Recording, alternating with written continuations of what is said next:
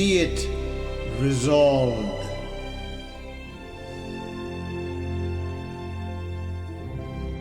Friends, and welcome to Be It Resolved, the weekly podcast where we debate things sometimes in a lighthearted manner, sometimes seriously, but we always have a great discussion. So this week we have quite the topic with you, and we don't always debate such serious things, but you know what? We're going to talk about something rather weighty today, and it is Be It Resolved. The Tooth Fairy is real. So, debating this are myself, Andrew Wood, and we have Mario Karakides, who will be arguing against this. Sarab Sandhu will be on my side. We're for this resolution. And Al Brown will be picking up the negative as well. So, just to remind you that the views being expressed here are not necessarily those ones actually held by us, which means to say that the people who are arguing against the resolution really don't mean it. But that's just an editorial comment. Okay, so let's get this started. Mr. Wood, you've got 3 minutes to make your argument starting now. Okay, well, folks, our position, mine and Sarab's, is that the tooth fairy is real, and we have tons of proof. And I've got personal proof, and I've got professional proof, and I've got documentary proof and historical proof. Well, I'll start with the personal proof. When I was a fair bit younger, and I was losing my primary teeth and in line for the tooth fairy, I would faithfully put my tooth under my pillow, wrapped very, very carefully in tissue, and there was never an occasion when the tooth fairy did not come through for me. And if the tooth fairy is going to come through for me, then I'm going to suggest to you that that is absolutely real. Not only that, the tooth fairy left me notes. She wrote to me. So if she's going to leave me notes, how is that possible that she couldn't be real? Because I don't recall Santa writing any personal notes for the stuff that he sent me when I was young. Now, I want to point out to you that these traditions go back a long, long way, thousands of years. The Vikings are famous for saving the baby teeth of their children. They use them actually to decorate their helmets and their costumes in battle. And so there is power there. There is spiritual power there. I think our opponents will not sufficiently acknowledge that anything that comes from our body has spirit, has life, or at least had life, and there is spirit where there is life. So how could you possibly argue that there is no tooth fairy where there is spirit and there is life? Now, if this were not real, then the world over, they would not have this tradition in various forms, but in fact, they do. In France, for example, I happen to know this, the tooth fairy is called La Petite Souris, the little mouse. So very often, this little mouse with whiskers is what comes in and substitutes money for the tooth. Now, the fact whether the fairy chooses to manifest itself as a little mouse, or whether it chooses to manifest itself as a little butterfly with wings, you know what? That part is irrelevant. The other thing now, I have to tell you this, is that I have been an elementary teacher for many, many years. And I've taught grade 2 and I've taught grade 3. And the hundreds of children who have come to me over the years, crowing with delight that the tooth fairy visited them overnight. Gentlemen, are you really trying to say that they're going to try to say that this is not real, that these children's delight is not real? Shame on you. Okay, well, that's my opinion. Okay, so speaking first for the other side, I shall invite Mario Karakides to 3 minutes. Al Brown. Al Brown. Well, thank you, Andrew. This question on the surface may seem rather facile, but is really a very serious existential question. And the real key word in this resolution is real or reality. What is real? And what does reality mean? No, if the tooth fairy is real, what about Santa Claus? Children believe in Santa Claus. Or maybe Jack Frost. He is the personification of winter. Frosty the Snowman, the Easter Bunny. They're all in the same realm. Over time, we as humans personify the things that that come to our mind, that are our traditions. But does that give them reality? If you were to go into certain environments, for example, let's say that there was a court case, would you ever expect the tooth fairy to appear as a witness in a trial? No, because the tooth fairy cannot. Because the tooth fairy in the environment of the courts is simply not real. And oftentimes you will hear people saying in business that they are expecting some sort of gift from the tooth fairy that will get them over their troubles. Certainly, in some issues, maybe the tooth fairy is real. We question that. But it simply comes down to the fact that there are multiple realities and we can choose which reality we want. And our realities do change over time. There are many icons over the hundreds of thousands of years that have disappeared, that have gone. The tooth fairy is one of the ones that we have now. But is the tooth fairy really real if it cannot stand the test of time? If it is going to probably disappear in 100 years when maybe we will evolve into a species with no teeth at all? There are many aspects to this question that pertain to our individual views of reality and how we see the world. So our position is the tooth fairy, in summation, cannot be real if it is not accepted across the broad breadth of society. And perhaps even the tooth fairy's relevance to our society may be waning right now. In effect, it's becoming unreal. That is our position. Thank you, Mr. Brown. Sarab, Sandhu, 3 minutes to make your arguments. Yes, fellow listeners and our esteemed opponents. If I told you the tooth fairy is real and I have an address for you, the address is, if I'll read it out to you, is Facultad de Odontologia Universidad de Sao Paulo, where scientific studies are carried out with baby teeth. So instead of exchanging their kids' baby teeth for money, parents now can encourage them to do something better, help thousands of people. They're doing research on the teeth. So this is real because they have an address. And there are many legends on how tooth fairy has always been there. And like, it was in the 18th century French fairy tale, La Bonne Petite, Sorrows was published, that putting baby teeth under the child's pillow became a tradition. So when something becomes a tradition, it's based on a belief system, and the kids believe that the tooth fairy was there. So it has to be there. The story goes, a bad king kept a good queen imprisoned, and the only hope of escaping was help from a friendly mouse. To the queen's surprise, the mouse was actually a fairy in disguise. The fairy freed the queen and knocked out the king's teeth for revenge. Mm-hmm. She then hid the teeth under the king's pillow before calling the guards on him.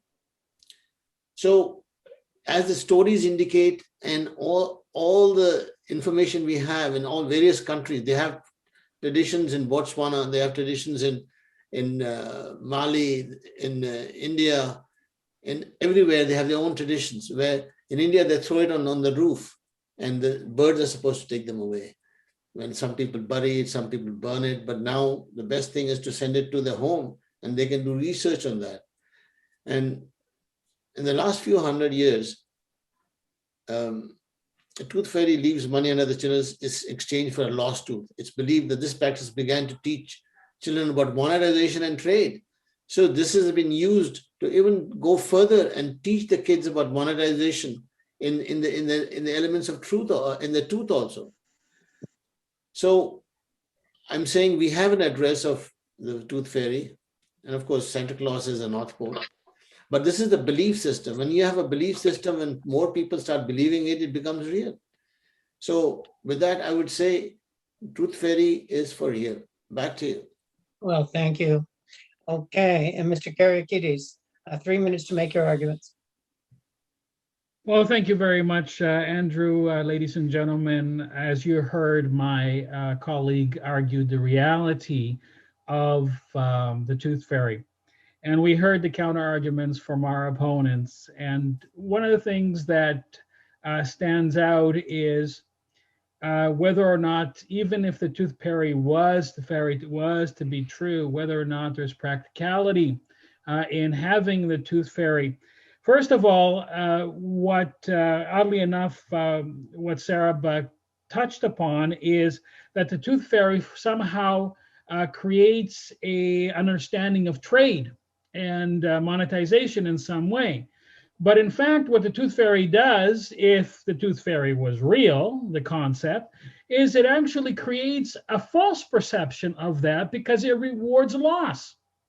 You lose the tooth, you put it underneath your pillow, all of a sudden there's money that appears. Show me where in real life that really happens. Who's going to give you money for losing something? So it doesn't really stand to reason. Now, the reality of it is, and again, our esteemed opponents did bring this up by saying, even though they didn't realize that they were saying it, that somebody actually puts the money underneath the pillow. Who is that? It's obviously not the Tooth Fairy, because in my understanding about how the Tooth Fairy works is that the tooth disappears and money is there. But Sarah is arguing that the tooth somehow is sent somewhere for examination. How can that be? Or parents keep it for souvenirs. How can that be? Folks, the reality is, unfortunately, it's a myth. It's a myth, and it's becoming too expensive for parents to handle anymore. Can you imagine now? You can't put coins in there. Kids don't see the value in the loonies and toonies and in the little dollar coins. They want bills. And if you're going to put bills in there and you have 2 kids times 32 teeth, plus if you have extra kids, you're going to be going to bankruptcy. And there's no Tooth Fairy that is going to reward. Well, maybe based on Sarah's perspective, maybe they will be rewarding loss. And you may be getting a Tooth Fairy, what's the term? A Tooth Fairy payback from the government as a way of telling you you're okay. We understand that you're a sucker believing in old wives' tales and old fantasies. But fellow people, I gotta tell you something. If you believe in the Tooth Fairy, it's a reality that you've created that is false, and it's gonna bankrupt you at the end. Okay, well, thank you very much, gentlemen all, for your profound arguments on either side. I do congratulate you on your arguments. Now we're going to enter into a 5-minute round robin stage where we're free to jump in whenever we want. And I'm going to start by jumping in at Mr. Mario there, because you were talking about loss of a tooth. There is no loss. The children who put their tooth under the pillow, they're trading up. And that's the whole beauty of the thing is that you're gaining. And by the way, you're talking about the measly coins. It's not coins anymore. The average Tooth Fairy haul nowadays is well north of $5. So we're talking a minimum $5 bill. So Well, go ahead, Al. Yeah. well, that's fine, Andrew, but it's still an illusion. Because I think one thing that Mario has pointed out here is that there's a disconnect. The Tooth Fairy takes the tooth, presumably, but the Tooth Fairy doesn't provide the reward. Now that, to me, is a bit of an illusion, but it's a reality, again, that we feel that is contrived. It is a reality that only takes place in a certain aspect. For example, for young people, after a while, you grow up and you give up that reality. Oh gosh, Al, it it's doesn't- young people who are losing their teeth. What is not Yes. 16-year-olds who are losing their teeth? It's 6-year-olds who are losing their teeth. But I've lost my tooth and the tooth fairy hasn't come for me. Well, now there are reasons. If that happened to you, there are reasons. Either now your room may Naughty or have been too nice? messy and the tooth fairy couldn't get in. That would be one reason, Mr. Brown. Another reason would be that she was on vacation for that particular time and the substitute couldn't find your address. That might be another reason. But the tooth fairy only comes for the milk teeth, not for the old What? teeth. No. That Really? is not their mandate Well, to the come for truth old is, teeth. folks, that the tooth fairy is very old. She can't travel too far anymore. And it takes her a long time. And unfortunately, there's nobody, as Al Brown said, we're going to have to find a replacement because there's nobody in the new generation that wants to become the tooth fairy anymore. She's So- old. She can't travel, you're telling us. And so you're conceding her reality, Mr. Karakides? Do No, get I that am right? I'm saying that based on the mythology of this thing, she is just too old because the mythology is very old. And you know what? If the tooth fairy was real, okay, kids would have found out a way to track the tooth fairy using their phone apps, just like they use the NORAD Santa Claus tracking system. I don't see NORAD getting involved in tracking the tooth fairy. So don't try to sell me this Okay, phony now, that the tooth you know fairy is what? real. When Come you on. make false analogies and you offend against logic, then that's not fair. Because of course, Christmas is one day, but children lose their teeth 365 days a year. So just because there's no NORAD tooth fairy tracker proves exactly nothing. But Yes, I gotta but where tell you, does the tooth fairy live? yeah, Well, Sao Paulo, Brazil, we've Yeah. decided that. Sao Paulo, Brazil, with all that intake that they have. Okay, can you explain to me why the world is not a better place with all the teeth that humans have been losing, all that money that has been circulating? How come people are still suffering? Well, there you go. You're making another unwarranted assumption. Just think of how much worse the world would be if there weren't any tooth fairy. So the fact is that it's a relatively great place to be. We can attribute that to the ministrations of the tooth fairy. Andrew, I said this was a very serious topic, and I can see that people could fight wars over the tooth fairy, just over whether it exists or not. They've fought wars over all sorts of other things, but why not a war over the tooth fairy? And that makes it a serious problem. We fighting over a non-reality, because that's what we're doing in a way, because we don't believe it. Pardon me? Yes. Who's arguing about a non-reality? Yeah, what is Not real? us. Define real. A belief Real system is the which is understood by many. It becomes even God. Is it real? Now we have taken it as a real thing because more people believe in that. So this is the same way we are saying the fairy also has been accepted by so many people. It becomes a new belief system. So it becomes real to you. Bravo. Oh. Bravo. All of these belief systems depend on whether or not we accept them. And if we don't accept that the tooth fairy is real, it ceases to be real. Well, That's for you personally.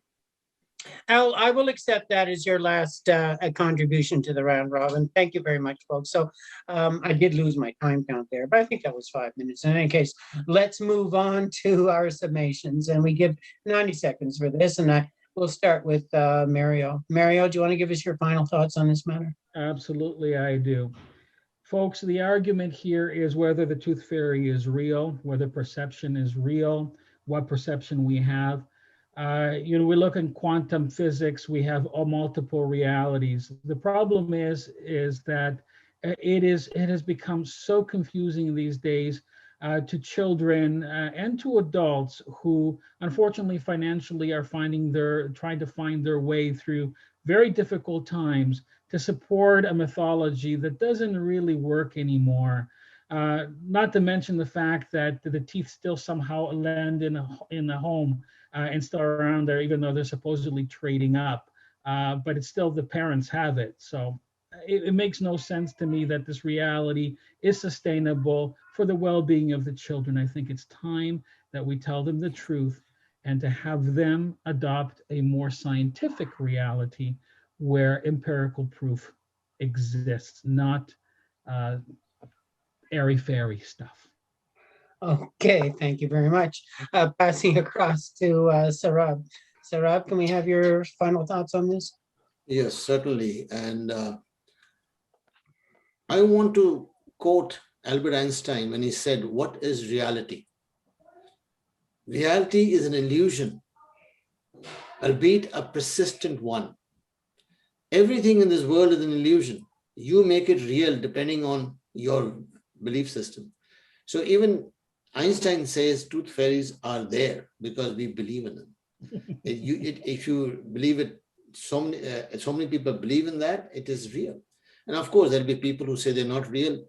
It's all about illusions, and everything is an illusion. Remember, even we existing here is an illusion. Back to you. Okay, thank you, Sarab. Al Brown? Well, thank you very much, Sarab, for more or less proving our point.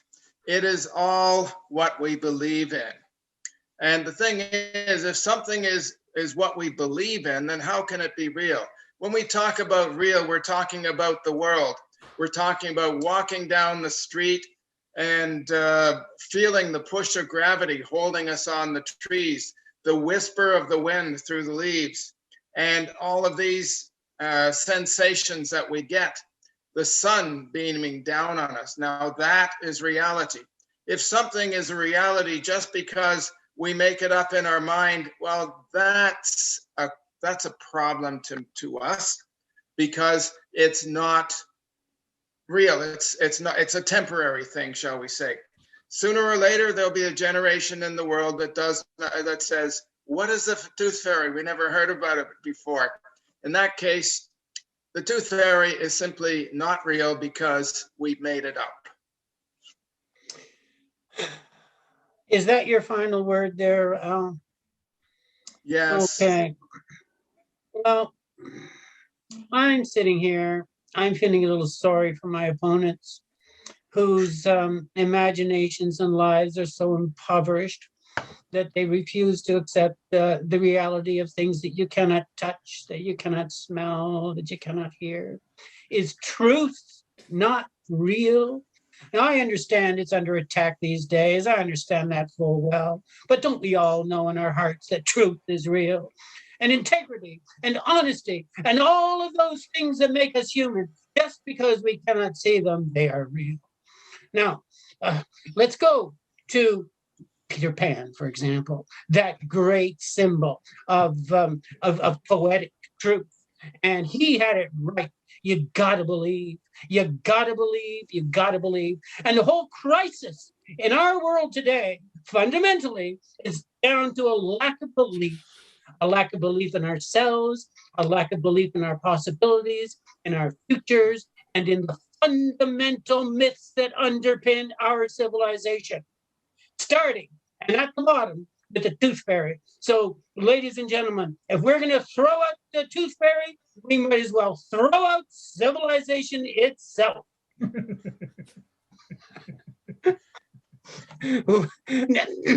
any case, that's the end of our debate for today. But tune in next week because we do have another interesting thing coming up. And it's hard to get away from COVID nowadays, and it's all about the pandemic.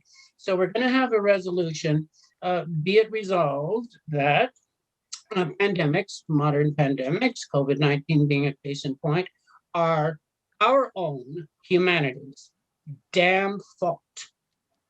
So that'll be an interesting debate. In any case, thank you very much for your interest and your attention, and goodbye till next time. Bye-bye. Thank you for listening, and please subscribe so you do not miss another episode. Thank you.